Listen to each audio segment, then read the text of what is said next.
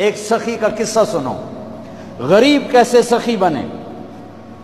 ایک صحابی رات کو اٹھے، یا اللہ تیرا نبی کہہ رہا ہے مال خرچ کروں تو میرے پلے تک کخ بھی کوئی نہیں، میں کی خرچ کرا۔ اچھا یا اللہ جن جن لوگوں نے میری بےزتی کی، جن جن لوگوں نے میری بےزتی کی، میں نے سب کو معاف کیا، یہ میرا صدقہ قبول فرما۔ ٹھیک ہے، صبح فجر کی نماز آپ نے سلام پھیرا، بھائی رات کو صدقہ کس نے کیا ہے؟ سارے چپ، سب چپ، کسی بھی نہیں کیتا۔ آپ نے کہا بھائی رات کو اپنی عزت کا صدقہ کس نے کیا ہے؟